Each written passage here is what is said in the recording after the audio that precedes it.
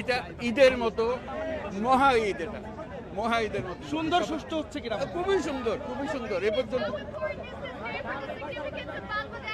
Fantastic. We have a big future coming up.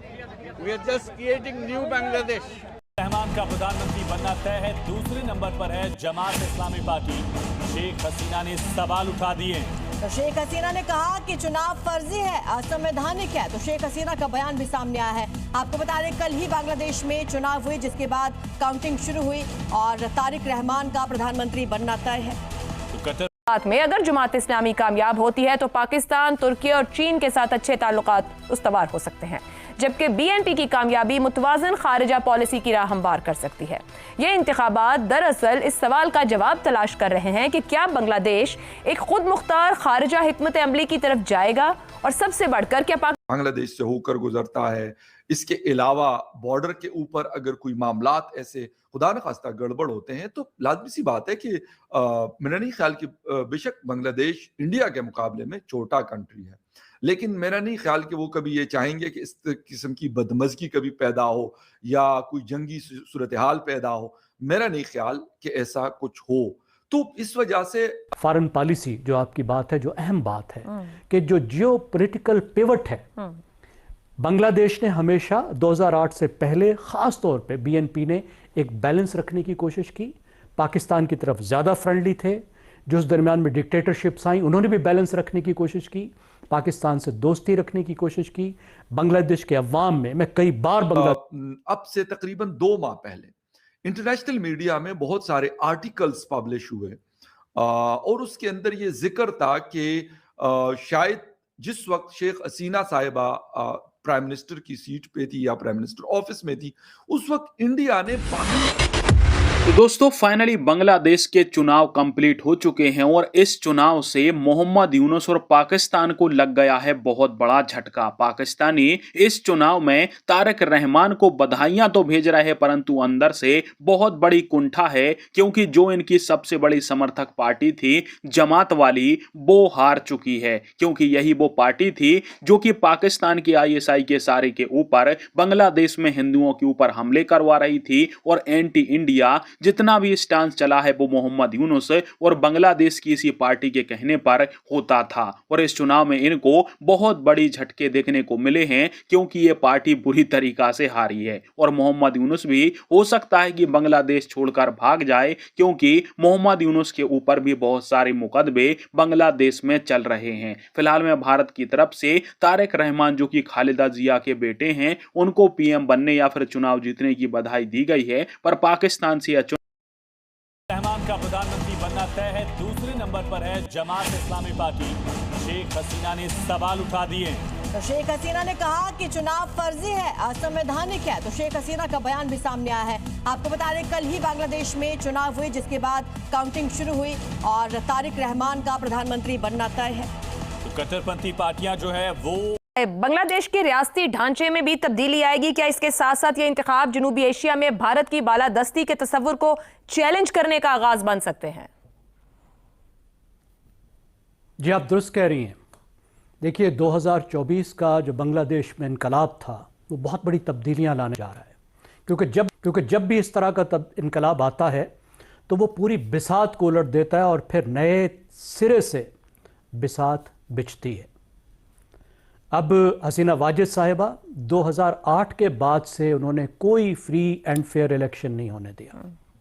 तो सबसे पहला टेस्ट तो ये था कि इस इनकलाब के बाद ये जो दरमियान में वक्त गुजरा 1.5 साल का, क्या उसके बाद जमहूरियत बहाल हो पाएगी या नहीं हो पाएगी, सब ये सवाल कर रहे थे। तो ये पहली खुशाइन बात ये है कि बांग्लादेश वापस जमहूरियत की तरफ जा रहा है, यानी डेमोक्रेसी के टेस्ट से गुजर रहा है।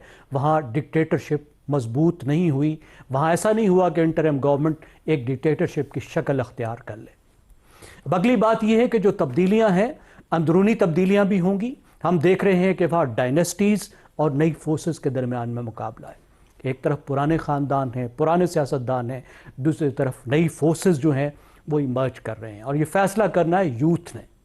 और ये जहन में रखिए कि यूथ ने 2008 के बाद से कोई फ्री एंड फेयर इलेक्शन में हिस्सा नहीं लिया। तो ये सिर्फ वो लोग नहीं हैं जो सिर्फ जेनजी के हैं, बल्कि मिलेनियल्स को भी आप गिन लें कि उन्हें वोट डालने का मौका नहीं मिला, वो पहली दफा वोट डाल रहे होंगे, फ्री एंड फेयर वोट पहली दफा डाल रहे होंगे। तो जब जेन जी और मिलेनियम दोनों पहली दफा वोट डालने, तो हमें पता ही नहीं कि वो क्या करेंगे, तो नए ट्रेंड्स उसमें इमर्ज करेंगे।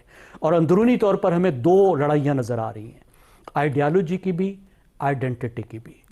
यानी एक इस्लामी शनाख्त वाली पार्टी जिसे इस्लामिस्ट कहते हैं, वो उभर कर सामने आई है पहली बार एक बड़ी ताकत बनकर, जिसको सप्रेस किया गया, दबाया गया, ख़त्म करने की कोशिश की गई, जिसके लीडर्स को फांसियां चढ़ाई गई।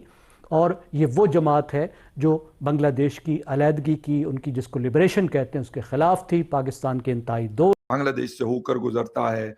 इसके अलावा बॉर्डर के ऊपर अगर कोई मामलात ऐसे खुदा न खास्ता गड़बड़ होते हैं, तो लाजमी सी बात है कि मेरा नहीं ख्याल कि बेशक बांग्लादेश इंडिया के मुकाबले में छोटा कंट्री है, लेकिन मेरा नहीं ख्याल कि वो कभी ये चाहेंगे कि इस किस्म की बदमज़गी कभी पैदा हो या कोई जंगी सूरत हाल पैदा हो। मेरा नहीं ख्याल कि ऐसा कुछ हो। तो इस वजह से अब से तकरीबन 2 माह पहले इंटरनेशनल मीडिया में बहुत सारे आर्टिकल्स पब्लिश हुए और उसके अंदर ये जिक्र था कि शायद जिस वक्त शेख हसीना साहिबा प्राइम मिनिस्टर की सीट पे थी या प्राइम मिनिस्टर ऑफिस में थी, उस वक्त इंडिया ने बाकी पॉलिटिकल पार्टीज के ऊपर बिल्कुल फोकस नहीं किया, हालांकि करना चाहिए था। यानी जो इंडिया के अपने लोग हैं जो समझते हैं इन मामलात को या इनके ऊपर बात करते हैं, लिखते हैं, तो उन्होंने भी यही पॉइंट ऑफ व्यू दिया था कि इंडिया को ऐसा नहीं करना चाहिए था, यानी एक बास्केट में अपने सारे अंडे नहीं रखने चाहिए थी। बाकी जो पॉलिटिकल पार्टीज हैं, मतलब जो खालिदा जिया साहिबा की पार्टी है उनके साथ, या फिर बाकी अगर छोटी पार्टीज हैं तो उनके साथ भी अपने मामलात को दुरुस्त रखना चाहिए था। इसलिए कि जरूरी नहीं, कहते हैं ना, वक्त सदा एक जैसा नहीं रहता, और यह हकीकत है कि एक जैसा नहीं रहता। किसी को नहीं पता था कि 2 साल या अगर 2.5 साल पहले की बात हम करें कि शेख हसीना एक बड़ी पावरफुल प्राइम मिनिस्टर रही है बांग्लादेश की, उनका बड़ा होल्ड रहा है, और जब अगस्त में जुलाई से मामलात खराब होना शुरू हुए तो उस वक्त भी उनका होल्ड, उनकी ग्रिप जो है वो बड़ी स्ट्रांग रही है। ये अलग बात है कि फिर बाद में जो वहां की सिक्योरिटी एजेंसीज थी या जो लोग थे, उन्होंने या फिर वहां के चीफ ने उनको कहा कि मैडम अब मजीद नहीं हो सकता, काफी ज्यादा लोगों की जानें गई हैं, अब मजीद ये चीज नहीं चल सकती, क्योंकि 1500-1600 लोग ढाका में, चिटागोंग में और बाकी शहरों में।